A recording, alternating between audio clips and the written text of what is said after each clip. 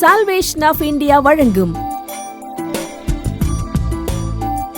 ஜீவ வார்த்தை தேவ செய்தி. Pastor K. Moses Mariyappan, Madurai. இந்த நாளிலும் இந்த வருஷத்தின் கடைசியிலே புதிய வருடத்தின் ஆசீர்வாதத்திற்காக காத்திருக்கின்ற வேளையில ஆண்டவர் எனக்கு கொடுத்திருக்கிற ஒரு அழகான வார்த்தை. யாக்கோபு எழுதின நிருபம் 5வது அதிகாரம் 11வது வசனத்தை நாம் கேட்க போகிறோம். யாக்கோபு எழுதின நிருபம் 5வது அதிகாரம் 11வது வசனத்தை நிறுத்தி நிதானமாக வாசிக்க கேட்போம். இதோ பொறுமையாய் இருக்கிறவர்களை பாக்கியவான் என்கிறோமே. யோபின் பொறுமையை குறித்து கேள்விப்பட்டிருக்கிறீர்களே. கர்த்தருடைய செயலின் முடிவையும் கண்டிருக்கிறீர்கள். கரங்களை தட்டி கர்த்தருக்கு ஸ்தோத்திரம் பண்ணுங்க. அப்ப இன்னைக்கு செய்தியினுடைய தலைப்பு என்ன? இந்த கிறிஸ்துமஸ் நாளிலே நான் உங்களுக்கு வைக்கிற காரியம் என்ன? பொறுமையாக இருக்க வேண்டும். ஐயா, ஆரம்பிச்சது 3:30, நாங்கள் 2:30 வந்துட்டோம். மணி 6:10 ஆகிப்போச்சு.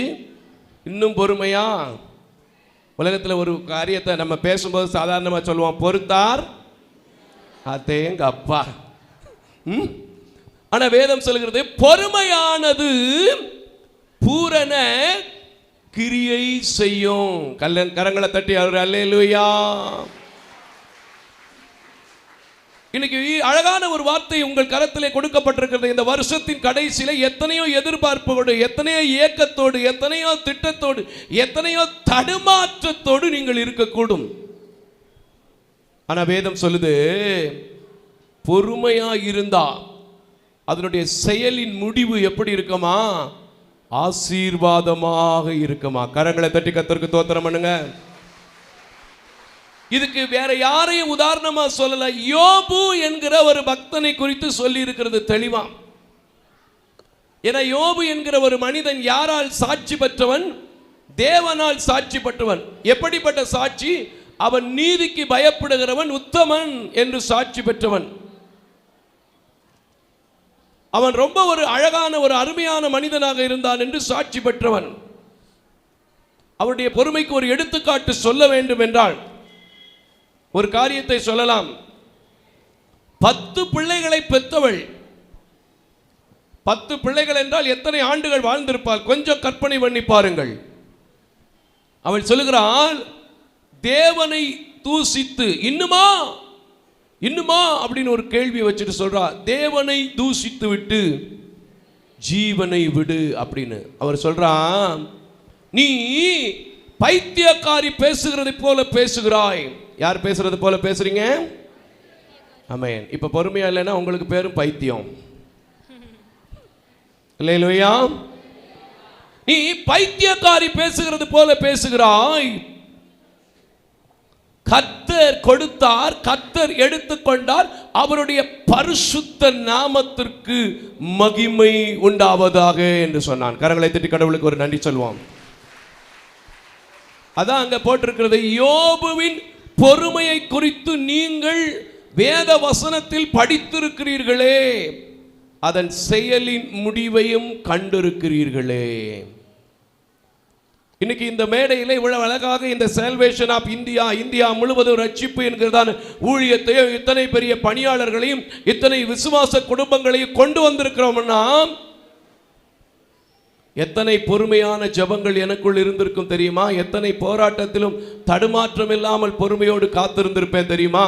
அதனுடைய செயல் முடிவுதான் இன்றைக்கு ஆசீர்வாதத்தை நீங்கள் நேரடியாகவும் லைவிலையும் பார்த்து கொண்டிருக்கிறீங்க. கரங்களை தட்டி கர்த்தருக்கு ஸ்தோத்திரம் பண்ணுங்க. எல்லாருடைய வாழ்க்கையிலும் கர்த்தர் அற்புதங்களையும் அதிசயங்களையும் செய்வதற்கு ஆயத்தமாக இருக்கிறார். எந்த மனிதனையும் கைவிடுவது அவருடைய நோக்கம் இல்லை. எந்த மனிதனும் கெட்டு போவது அவருடைய சித்தம் இல்லை. ஆனா நமக்கு என்ன இருக்கணும்? பொறுமையா இருக்கணும். இப்ப என்கிட்ட கேட்கிற மாதிரி இருக்கு, எத்தனை வருஷம் ஐயா பொறுமையா இருக்கிறது? எத்தனை வருஷம் ஐயா பொறுமையா இருக்கிறது? ஹலோ, இந்த ஊழியத்தை நான் ஆரம்பிப்பதற்கு முன்னாடி என் கையில் இந்த பேடு வாசித்த தழும்பு இன்னும் இருக்கு. 13 வருடங்கள் பொறுமையாக இருந்தேன். இந்த 13 வருடங்களுக்கு பின்புதான் சால்வேஷன் ஆஃப் இந்தியாவை ஆரம்பித்தேன். இந்த 13 ஆண்டுகளாக கர்த்தரிடத்திலே பொறுமையாய் காத்திருக்கிறேன். அநேக ஜனங்களை எழுப்புகிறார், செயல்கள் விளங்கி கொண்டிருக்கிறது. கரங்களை தட்டி கர்த்தருக்கு ஸ்தோத்திரம் பண்ணுங்க. சில ஆசீர்வாதங்கள், சில காரியங்கள், அற்புதமான காரியங்களை நாம் தேவனிடத்திலிருந்து பெற்றுக்கொள்ள முடியாமல் போவதற்கு காரணமே என்னன்னா நம்மிடத்தில் இருக்கிற அவசரம் தான். இதை எளிதாக புரிந்து கொள்ளணும்னா அந்த காலத்திலேருந்து சொல்கிற ஒரு கதை ஞாபகத்துக்கு வருது எனக்கு. ஆனால் நான் கதை அதிகமாக சொல்கிறதில்ல, அதனால் சுருக்கமாக சொல்லிட்டு போகிறேன். ஒரு வாத்து என்ன முட்டை போட்டுச்சு? வாத்து தங்க முட்டை போடுமா? நிறைய பேர் இப்படி தான் ஷேர் மார்க்கெட்டில் போட்டு வச்சு தங்க முட்டை போடுமா தங்க முட்டை போடுமான்னு தங்கமாக வாங்கி குமிக்கிறான். அது ஒரு நாள் சரிஞ்சு என்ன முட்டை போட போகுதோ தெரியல. அல்லேலூயா, அல்லேலூயா. அந்த கதை ஆயிடக்கூடாது. ஆனால் நான் சொல்றேன், பொறுமையா இருக்கிற எந்த மனிதனும் தேவனிடத்தில் பெற்றுக்கொள்ளாமல் இருந்தது சரித்திரமே கிடையாது. ராஜாக்கள் புத்தகத்தில் எலியா எடுத்துக்கொள்ளுகிற நேரம் வருகிறது. அப்போ நான் உன்னிடத்திலிருந்து 2வது அதிகாரத்தில் படிக்க முடியும். எடுத்துக்கொள்ளப்படும் போது உனக்கு என்னப்பா வேணும்னு கேட்குறாரு. அவன் சொல்கிறான், உம்மிடத்தில் இருக்கிற ஆவியின் வரத்தை எனக்கு நீ ரெட்டிப்பா கொடுக்கணும். கேட்குற இவ்வளோ பெருசாக கேட்டுட்டேப்பா, அரிதான காரியத்தை கேட்டுட்டேப்பான்னு சொல்லிட்டு, நான் சாகிற வரைக்கும் நீ என் பின்னாடி வா. எப்படிங்க? நான் சாகிற வரைக்கும், உங்களுக்கு புரிகிற மாதிரி சொல்கிறேன், என் சால்வை என்ன செய்யும்? கிடைக்கும்னாரு. அவர் கூட ரொம்ப கலட்டி விடுறதுக்கெல்லாம் கூட முயற்சி பண்ணார். நான் தோர்த்தானுக்கு போகிறேன், நான் யோர்தானுக்கு போகிறேன், கர்த்தர் என்னை எரிகோ மட்டும் போக சொல்கிறார், நீ எங்கே போனாலும் அங்கேயும் வருவேன்னு சொன்னா, அதனுடைய செயல் முடிவு எலியாவை விட எலிசா ரெட்டிப்பான நன்மைகளை செய்தான் என்பதற்கு அவன் எலும்புகளிலும் உயிர் வந்தது. கரங்களை தட்டி கர்த்தருக்கு ஸ்தோத்திரம் பண்ணுங்க. இன்றைக்கு பிள்ளைகளை வைத்துக்கொண்டு, குடும்ப சூழல்களை நினைத்துக்கொண்டு, தொழிலை வைத்துக்கொண்டு இத்தனை ஆண்டுகள், இத்தனை காரியங்கள், இத்தனை காலங்கள் கடந்து விட்டதே, நான் என்னையா செய்யறது? எனக்கு ஒண்ணுமே நடக்கலையே. நான் சொல்றேன், அந்த யோபுடைய வாழ்க்கையில் நடந்ததென்றால், எலிசாவுடைய வாழ்க்கையில் நடந்ததென்றால், இந்த மேடையில் நின்று கொண்டிருக்கிற என் வாழ்க்கையில் நடந்து கொண்டதென்றால், 2026 ஒரு செயல், நல்ல செயல் உங்க வீட்டில் நடக்க போகுது. கரங்களை தட்டி கர்த்தருக்கு ஸ்தோத்திரம் பண்ணுங்க. நிச்சயமா நடக்கும். ஏனென்றால் வேதத்தில் எத்தனையோ கிறிஸ்துவ பிறப்பை குறித்த வார்த்தைகள் இருந்தாலும், என் ஆண்டவர் சோர்ந்திருக்கிற மக்களை பார்த்து, எதிர்பார்ப்போடு இருக்கிற மக்களை பார்த்து, கலங்கி கொண்டிருக்கிற மக்களை பார்த்து, பதறிக்கொண்டிருக்கிற மக்களை பார்த்து சொல்ல சொன்னார், பொறுமையாய் இருக்கிறவன் பாக்கியவான் என்று சொல்கிறது வேதம். அந்த பொறுமைக்கு ஒரு எடுத்துக்காட்டு யோபு என்று சொல்லப்பட்டிருக்கிறது. அவருடைய முடிவையும் நீங்கள் கண்டிருக்கிறீர்களே. நிறைய பேர் பார்த்துருக்கேன் நான், ஒழுங்கா 3 வருஷம் காலேஜில் போய் நல்லா படிக்கிறவங்க நல்லா படிச்சிருவாங்க. இந்த கரசுன்னு ஒன்று பொறுமை இல்லாமல் வேலையும் பார்த்துக்கிட்டு கரசுலையும் படிப்பாங்க. எத்தனை பேருக்கு எத்தனை இடத்துல உரிய அங்கீகாரத்தோட வேலை கிடச்சிருக்கு சொல்லுங்கள் பார்ப்போம். உண்மையாக சொல்லுங்கள். கரஸ்பாண்டனா, கரஸ்பாண்டன் கோட்ஸா அப்படிமா. அதே நீங்கள் 3 வருஷம் படித்து அடுத்து 4வது வருஷம் அப்படி போங்க, பிளேஸ்மெண்ட்லேயே செலக்ட் ஆகிற பிள்ளைகள் உண்டு. கரங்களை தட்டி கர்த்தருக்கு ஸ்தோத்திரம் பண்ணுங்க. இன்னைக்கு உங்க குடும்ப சூழ்நிலை என்ன நிலையில் இருக்கீங்கன்னு தெரியாது, உங்க பிசினஸ் என்ன சூழ்நிலையில் இருக்கீங்கன்னு தெரியாது, நீங்க எதை எதிர்பார்க்குறீங்கன்னு எனக்கு தெரியல. ஆனா ஆண்டவர் சொல்றார், இதுவரைக்கும் பொறுமையா இருந்துட்டீங்கல்ல, இந்த ஆண்டு முடிவிலையும் கூட நீங்க ஒரு நல்ல செயல்களை பார்க்க முடியும்னு சொல்றார். கரங்களை தட்டி கர்த்தருக்கு ஸ்தோத்திரம் பண்ணுங்க. ஆபிரகாமுடைய வாழ்க்கையிலே என் ஆண்டவர் முதிர் வயதில் அழைத்து விட்டு ஒரு 25 வருஷம் கண்டுக்கிறவே இல்லை. தெரியுமா உங்களுக்கு? ஒரு 24 வருஷம் சரியா சொல்ல போனால் என்ன செய்யல, ஆண்டவர் கண்டுக்கிறவே இல்லை.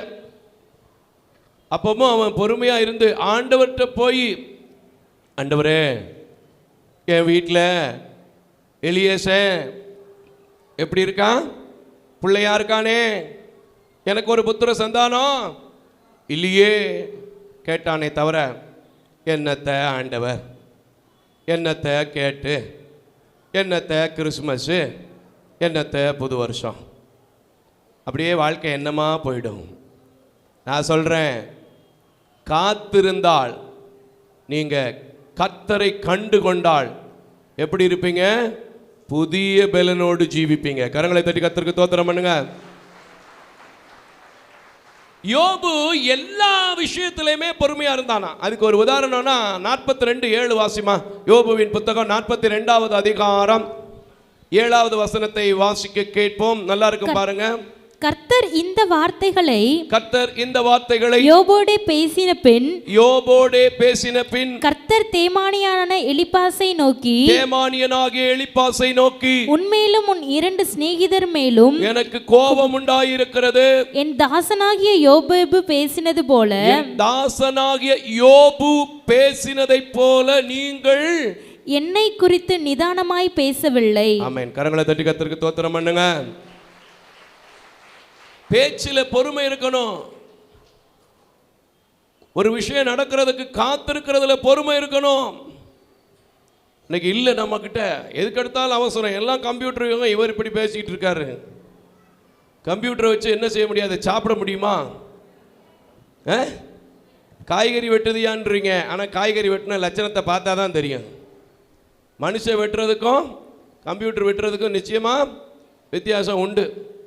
ஒன்றும் இல்லைங்க, ட்ரெயினில் 3rd ஏசி தான், நல்லா தான் போட்டிருக்காரு ஏசி. என்ன தான் நீங்கள் ஏசியே போடாமல் வீட்டில் தூங்குறதுக்கும் ஏசி போட்டு ட்ரெயினில் தூங்குறதுக்கும் வித்தியாசம் இருக்கா இல்லையா? என் அன்பான தேவ ஜனமே, சில விஷயங்களில் சில காரியங்களை நாம் பெற்றுக்கொள்ள வேண்டும் என்றால் எல்லா விதத்திலும் பொறுமை அவசியம். யோபு கடைசி நாளில் என் மீட்பர் நிற்பார், எனக்கு என் கூட பேசுவார், எனக்கு உண்டானதை கொடுப்பார் அப்படின்னு சொன்னாரே தவிர, என் ஆண்டவர் என்னை இப்படி கைவிட்டாரே, என் ஆண்டவர் என்னை மோசம் போக்கிட்டாரே, என் ஆண்டவர் என்னை கண்டு கொள்ளலையே அப்படின்னு எந்த இடத்துலயாவது சொன்ன ஒரு இடத்த காமிங்க பார்ப்போம். சொல்ல முடியாது. ஆகையினால் தான் இங்கே சாட்சியின் வார்த்தை வந்திருக்கிறது. யோபுவின் பொறுமையை குறித்து கேள்விப்பட்டிருக்கிறீர்களே, அதனுடைய செயல்களின் முடிவை குறித்து கண்டிருக்கிறீர்களே. அவனுடைய முடிவு என்னன்னு அப்புறம் பார்த்துக்கலாம். அதுக்கு முன்னாடி திரும்ப யாக்கோபு 5வது அதிகாரம் 7வது வசனத்திலிருந்து வாசிக்க கேட்போம். யாக்கோபு 5வது அதிகாரம் 7வது வசனத்திலிருந்து வாசிக்க கேட்போம். இப்படி இருக்கிற சகோதரரே, கர்த்தர் வருமளவும். எப்படிமா? கர்த்தர் வருமளவும். ஆமென். கரங்களை தட்டி கர்த்தருக்கு ஸ்தோத்திரம். கர்த்தர் வருமளவும் நீடிய பொறுமையாயிருங்கள். அத்தடி முடியுமா? எப்பயா வருவாரு? எங்க அப்பா காலத்துல சொல்லியாச்சு, தாத்தா காலத்துல சொல்லியாச்சு. நீங்க கூட பாட்டு எப்படி பாடுறீங்க? மாரநாதம் ஹல்லேலூயா, மாரநாதம் ஹல்லேலூயா, மாரநாதம் ஹல்லேலூயா, மாரநாதம் மாரநாதம் ஹல்லேலூயா, மாரநாதம் ஹல்லேலூயா, மாரநாதம் ஹல்லேலூயா, மாரநாதம். இயேசு வருகிறார், இயேசு வருகிறார், ஓ இயேசு வருகிறார், இயேசு வருகிறார். புதிய யுகம் பிறந்தது. இப்படி பாடுறீங்க, நல்லா தான் இருக்கு. எனக்கு வரலையே. நான் சொல்றேன், கர்த்தருடைய வருகை ஒன்று உண்டு. அந்த வருகைக்குள்ளாக நான் எல்லாவற்றையும் பெற்றுக்கொள்வேன். அதற்கு காத்திருந்த யோபு பெற்றுக்கொண்டான், நானும் பெற்றுக்கொள்வேன். சரி, வசனத்தை வாசிச்சிருங்க. இதோ பயிரிடுகிறவன் பூமியின் நற்பலனை. ஒரு நல்ல டெபினேஷன் கொடுத்திருக்கிறார் பாருங்க, ஒரு நல்ல டெபினேஷன். ஏன்னா நமக்கு எல்லாத்துக்குமே அடிப்படை நம்ம சாப்பிடுவதற்கு என்னதான்? விவசாயம் தான். அப்படி தானேங்க? அதை சொன்னால் தானே நமக்கு புரியும். இந்த காலத்து பிள்ளைகளுக்கு விவசாயமா? அக்ரின்னா தான் புரியும். விவசாயம்னு தமிழில் சொன்னால் என்ன செய்ய மாட்டேங்குது? புரிய மாட்டேங்குது. சரி, அது அக்ரின்னு சொல்லி தான் அது அக்ரினை பொருளாகவே போயிடுச்சு. என்கிட்ட நம்ம தென்பழஞ்சி மாவிலிப்பட்டி கேபிள்காரர் ஒருத்தர் சொன்னார், என் கத்திரிக்காவை சாப்பிட்றவன் பாவம் பத்த ஆலியான்னாரு. என்னையா அம்புட்டு சொல்லிவிட்ட அப்படின்னே. முளைச்சதுலேருந்து விற்கிற வரைக்கும் மருந்துயா அப்படின்னாரு. அப்படியே அக்ரினை பொருளாக போயிடுச்சு. சரி, போகட்டும், வாசிங்க தொடர்ந்து. நற்பலனை அடைய வேண்டும் என்று நற்பலனை அடைய வேண்டும் என்று சொல்லி முன்மாறியும் பின்மாறியும் வருமளவும் முன்மாறியும் பின்மாறியும் வருமளவும் நீடிய பொறுமையோடே காத்திருக்கிறான். ஆமென். உண்மையா இல்லையா? என்னதான் மருந்தடிச்சு காய வச்சா கூட அது குறிப்பிட்ட நேரத்தில் தான் என்ன செய்ய முடியும்? விளைய வைக்க முடியும். எவ்வளவு விளக்கமா உங்களுக்கு கொடுத்துருக்காரு பார்த்தீங்களா? இது தெரியாம தான் நம்ம என் குடும்பத்துக்கு ஒன்றும் நடக்கலை, என் பிள்ளைக்கு ஒன்றும் உண்டாகலை, இப்படியே சொல்லிக்கிட்டு இருக்கோம். நான் சொல்கிறேன், இன்னைக்கு இந்த வருஷத்தில் நான் கேட்ட செய்தியை விசுவாசிப்பேன். எனக்கு ஆண்டவர் செயல்பட தொடங்கிட்டாரு. கரங்களை தட்டி கர்த்தருக்கு ஸ்தோத்திரம் பண்ணுங்க. உங்க ஒவ்வொருத்தர் வீட்டிலேயே காத்திருக்கிறவங்க வீட்டில் முன்மாறி பின்மாறி ஆசீர்வாதம் என்கிற மழை ஊற்ற போகுது புதிய வருஷத்தில். கரங்களை தட்டி கர்த்தருக்கு ஸ்தோத்திரம் பண்ணுங்க. நீங்களும் நீடிய பொறுமையோடு இருந்து உங்கள் இருதயங்களை ஸ்திரப்படுத்துங்கள். ஆமென். யாருக்கு பொறுமை இல்லையோ அவங்களுடைய இருதயம் எல்லாம் என்ன ஆகும்னா டப்பு டப்பு டப்பு டப்பு டப்பு டப்புன்னு வேகமாக அடிச்சுக்கிட்டு இருக்கும். உண்மையாக சொல்லப்போனா அந்த பொறுமை இல்லாமல் எந்த காரியத்தை யார் செஞ்சாலும் அது எங்கேயாவது கொண்டு போய் தப்புல தான் முடியுது. பொறுமை இல்லாத காரியம் நிச்சயமா என்ன செய்யும்? பெரிய விளைவுகளை கொண்டு போய் விட்டுரும். ஆசீர்வாதம் தடையாய் பண்ணிவிடும். ஆனா பொறுமையா இருந்தா எப்படி வரும்? சரி வாசிங்க, நீடிய பொறுமையோடு வாசிமா தொடர்ந்து. கர்த்தரின் வருகை சமீபமாய் இருக்கிறது. சகோதரரே நீங்கள் நியாயந்தீர்க்கப்படாதபடிக்கு ஒருவருக்கொருவர் விரோதமாய் முறையிடாதிருங்கள். இதோ நியாயாதிபதி வாசற்படியில் நிற்கிறார். என் சகோதரரே கர்த்தருடைய நாமத்தினாலே பேசின தீர்க்கதரிசிகளை துன்பப்படுத்தலுக்கும் நீடிய பொறுமைக்கும் திருஷ்டாந்தங்களாய். உண்மையாவே சில பேரண்ட்டை பத்தி உங்களுக்கு உங்க பிள்ளைகளே சாட்சி சொல்லுவீங்க, எங்க அப்பா எதுலையுமே அவசரப்பட மாட்டார். இங்க அதே மாதிரி தான் போட்டிருக்கு. தீர்க்கதரிசிகளை சிலரை திருஷ்டாந்தங்கமாய் நமக்கு என்ன செய்திருக்கிறது? வேதம் வைத்திருக்கிறது. இன்னைக்கு நான் சொல்றேன், பொறுமையா இருந்து நீங்க கர்த்தரிடத்தில் கேட்டு அநேக காரியத்தை நான் பெற்றுக்கொள்ள போகிறேன் விசுவாசிக்கிற யாராரு இந்த கூட்டத்தில் அமர்ந்திருக்கிறீங்களோ உங்க வீட்டில் கர்த்தர் நிச்சயமா செயல்பட தொடங்கிட்டார். கரங்களை தட்டி கர்த்தருக்கு ஸ்தோத்திரம் பண்ணுங்க. ஏன்னா ஆபிரகாமுடைய பொறுமையை ஆண்டவர் என்ன செஞ்சாரு? பார்த்தாரு. யோபுடைய பொறுமையை பார்த்தாரு. ஒரு விவசாயி ஆசீர்வாதத்தை பெற வேண்டும் என்றால் அவன் எப்படித்தான் காத்திருக்க வேண்டி இருக்கிறது? பொறுமையாகத்தான் காத்திருக்க வேண்டி இருக்கிறது. அநேக பிள்ளைகள் பெரியவங்கெல்லாம் பொறுமையா இருந்ததை நாம் கேட்கிறோம், கேள்விப்படுகிறோம், வேதத்திலும் அறிந்திருக்கிறோம். ஆனா நம்மிடத்துல இன்னும் எந்த விஷயத்திலையுமே பொறுமை இல்லை. நான் சொல்றேன் என்னகிட்டயும் சில காரியங்களில் அவசரம் இருந்துச்சு. நிறைய விஷயங்களை என்னால் சொல்ல முடியும். ஆனால் எந்த நேரங்கள் எல்லாம் நான் அவசரப்பட்டனோ அந்த நேரங்கள் எல்லாவற்றிலுமே நஷ்டம் அடைந்திருக்கிறேனே தவிர லாபம் அடையவில்லை. அதே சமயத்தில் பொறுமையாக இருந்து ஆண்டவரிடத்தில் மட்டும் ஆண்டவருடைய ஜனங்களால் மட்டும் கொடுக்கிற காரியத்தை வச்சு செய்வோன்னு இருந்திருக்கேன். நான் எதிர்பார்க்கிறதை விட மேலான காரியத்தை கடவுள் எனக்கு செஞ்சிருக்கிறாங்க. கரங்களை தட்டி கர்த்தருக்கு ஸ்தோத்திரம் பண்ணுங்க. இன்னைக்கு சொல்றேன், அநேக பேர் மேலே ஆண்டவர் ரட்சிப்பின் சால்வையை அந்த எலியா மேல் இருந்ததை எலிசாவின் மேல் போடுவதை போல உங்கள் மேல் போடுவதற்கும் ஆயத்தமா இருக்கிறார். ஆனா நம்ம என்ன செஞ்சுட்டு இருக்கிறோம்? எதுக்கெடுத்தாலும் பொறுமை இல்லாம எப்ப பார்த்தாலும் வீட்டுக்காரர்கிட்ட சண்டை. என்னத்தை நீ கோயிலுக்கு போய், என்னத்தை நீ வேதம் வாசிச்சு, என்னத்தை நீ செவம் பண்ணி. ஹலோ, இன்னைக்கு சொல்லுங்க, அப்படி இல்லை. ஒரு சாதாரண ரிதம் வாசிச்சுக்கிட்டு இருந்தவர், மிக்சரை போட்டு வேலை பார்த்துக்கிட்டு இருந்தவர், என்ன போல ஒரு பார்வையற்ற சகோதரர், எங்களுக்கெல்லாம் தெரிஞ்சவர் பொறுமையாக இருந்து இன்னைக்கு இவ்வளவு பெரிய ஊழியத்தை செய்ய முடியுதுன்னா அடுத்த ஆண்டில் நானும் ஒரு பாக்கியசாலியா மாறுவேன். கரங்களை தட்டி கர்த்தருக்கு ஸ்தோத்திரம் பண்ணுங்க. தாவீதினுடைய பொறுமைக்கு அளவே இல்லை. அவனே சொல்றான் பாருங்க ஒரு வசனத்தை, சங்கீதம் 40:1 மட்டும் வாசிச்சிருமா முடிச்சிருவான். சங்கீதம் 40:1 மட்டும் வாசிங்க, நல்லா இருக்கும் பாருங்க. சங்கீதம் என்ன சொல்லுது? கர்த்தருக்காக பொறுமையுடன் காத்திருந்தேன். அவசரப்பட்டு காத்திருக்கலங்க. கர்த்தருக்கு பொறுமையாய் காத்திருந்தேன். அவர் என்னிடமாய் சாய்ந்து என் கூப்பிடுதலை கேட்டார். ஆமென். கரங்களை தட்டி கர்த்தருக்கு ஸ்தோத்திரம் பண்ணுங்க. தாவீது எவ்வளவு பொறுமை உள்ளவனாக இருந்தான் என்பதை தேவனே சாட்சி சொல்லி இருக்கிறார். உங்களுக்கு தெரியுமா? சண்டை போட மாட்டான், வம்புக்கு போக மாட்டான், பிரச்சனை பண்ண மாட்டான். பல காரியங்களை ரொம்ப ஞானமாக செயல்பட்ட ஒரு மனிதன். ஆனால் இன்னைக்கு பொறுமை இல்லாதனால தான் வீட்டுக்கு வீடு சண்டை, நாட்டுக்கு நாடு சண்டை, சபைக்கு சபை சண்டை. அதனால தான் செயல்பாடே இல்லை. குடும்பத்தில் செயல்பாடு இல்லை, சபைக்குள்ள செயல்பாடு இல்லை, நாட்டுக்குள்ள செயல்பாடு இல்லை. எல்லாம் வருது, திட்டமாக அடுக்குறாங்க. எத்தனை திட்டம் பூர்த்தி ஆயிருக்கு நாட்டில் தான் சொல்லுங்க பாப்பா. நம்ம நாட்டிலையும் சரி, வெளிநாட்டிலையும் சரி. வீட்டுக்குள்ள கூட எத்தனையோ பிளான் போடுறோம். பிளான் போடும்போது வேகமாக பிளான் போடுறீங்க, அது அப்படியே வேஸ்ட்டாக போயிடுது.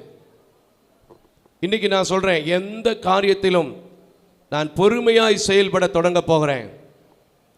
நான் பொறுமையாய் செயல்பட தொடங்க போகிறேன். யோபுவின் பொறுமையை குறித்து கேள்விப்பட்டிருக்கிறேன் நான். ஆபிரகாமின் பொறுமையை குறித்து கேள்விப்பட்டிருக்கிறேன் நான். தாவீதின் பொறுமைகளை குறித்து கேள்விப்பட்டிருக்கிறேன் நான். எலிஷா அந்த ரட்சிப்பின் சால்வைக்கு காத்திருந்ததின் பொறுமையை குறித்து கேள்விப்பட்டிருக்கிறேன் நான். இன்று வரைக்கும் இந்த மோசஸ் மாரியப்பனுடைய பொறுமைகளை பார்த்து கொண்டிருக்கிறேன் நான். உங்களுக்கெல்லாம் தெரியுங்க, நான் எந்தெந்த சூழ்நிலைகளிலே பொறுமை காப்பேன்னு சொல்லி. பேச்சே சில நேரங்களில் டப்பு டப்பான்னு சவுண்டாக பேசுவேன், லவுடாக பேசுவேன், அவ்வளோதானே தவிர எந்த காரியத்தையுமே அவ்வளவு சீக்கிரத்தில் செஞ்சிட மாட்டேன். எல்லாவற்றுக்கும் பொறுமையாய் காத்திருப்பேன். கர்த்தர் எல்லாவற்றிலும் என்னிடமாய் சாய்ந்து எனக்கு பதில் கொடுத்து கொண்டிருக்கிறார். கரங்களை தட்டி கர்த்தருக்கு ஸ்தோத்திரம் பண்ணுங்க. யோபுடைய காரியம் உங்களுக்கு தெரியும்ல, என்னங்க நடந்துச்சு? முன்னிலைமையை பார்க்கிலும் பின்னிலைமை ஆசீர்வாதமா இருந்துச்சு. அப்ப நீங்க சொல்லணும், நான் பொறுமையா இருக்க போறேன்.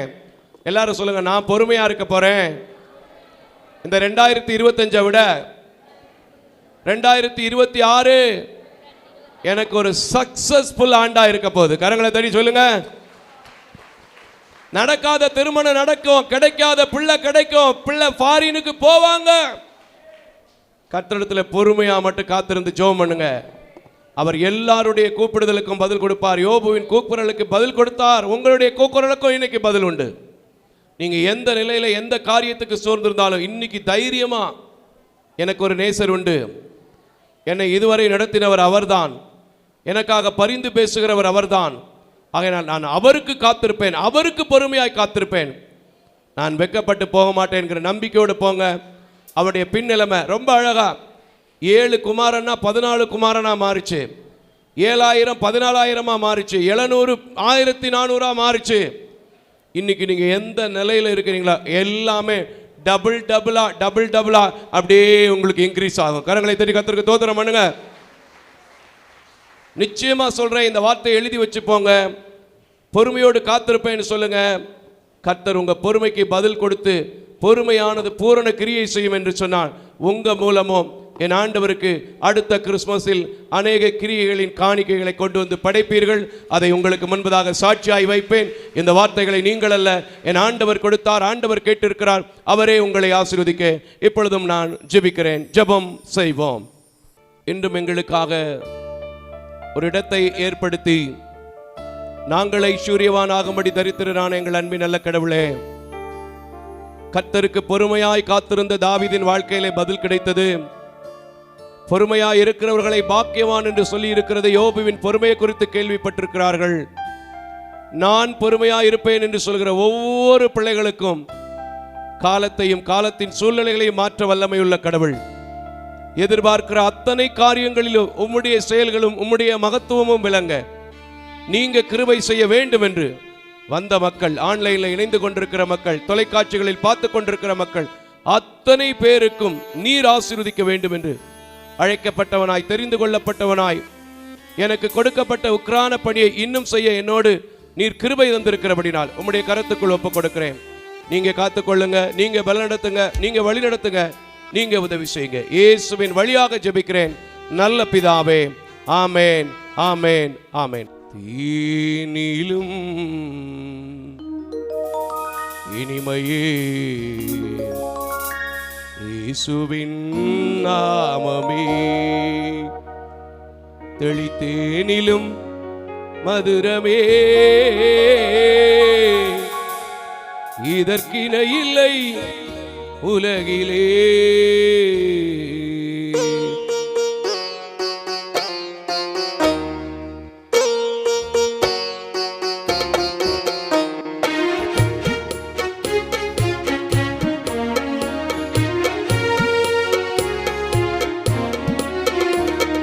தேனிலும் இனிமையே இயேசுவின் நாமமே, தேனிலும் இனிமையே இயேசுவின் நாமமே, தெளித்தேனிலும் மதுரமே, தெளித்தேனிலும் மதுரமே, இதற்கிணை இல்லை உலகிலே. தேனிலும் இனிமையே இயேசுவின் நாமமே.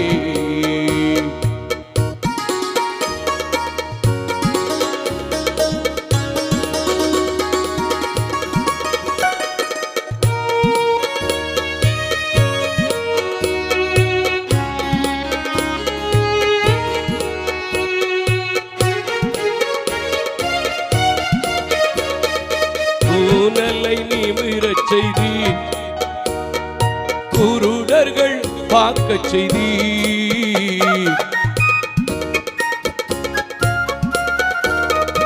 ஊனலை நிமிரச் செய்தி, குருடர்கள் பார்க்கச் செய்தி, கேளாத செவியும் கேட்கச் செய்தி, கேளாத செவியும் கேட்கச் செய்தி, ஆராத நல் நாமம் இயேசுவின் நாமம். தேனிலும் இனிமையே இயேசுவின் நாமமே, தெளித்தேனிலும் மதுரமே, தெளித்தேனிலும் மதுரமே, இதற்கிணை இல்லை உலகிலே. தேனிலும் இனிமையே இயேசுவின் நாமமே.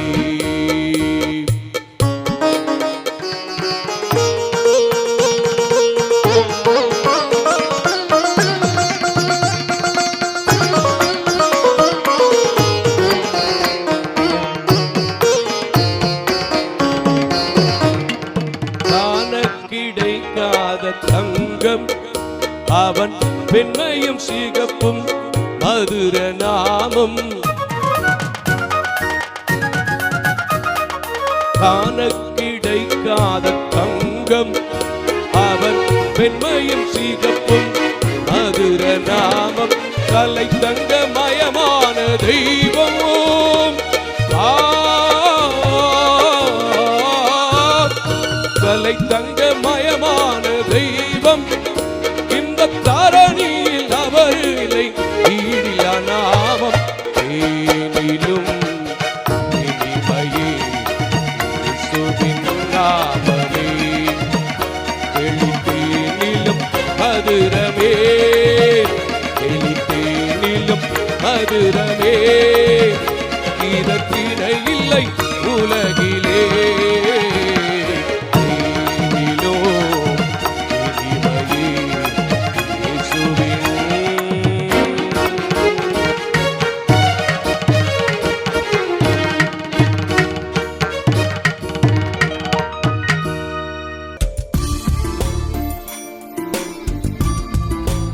தேவ தரிசனத்தோடு செயல்படும் இவ்வூழியத்தினை உங்களது உதாரத்துவமான காணிக்கைகளால் தாங்க விரும்பினால் M Ranjith Kumar, Kepudur branch, State Bank of India, account number 3386424648, IFSC code SBIN 00155569. உங்களது 24 மணி நேர ஜெப தொடர்புக்கு pastor K Moses Mariyappan, 2/26 SP Natham அஞ்சல், திருமங்கலம் தாலுகா, மதுரை மாவட்டம் 625706. Phone number 9360383940. அவர் இமெயில் அட்ரஸ் mosespn.k@gmail.com. ஜெபியுங்கள், தாங்குங்கள், தேவன் தாமே உங்களை நிறைவாய் ஆசீர்வதிப்பாராக.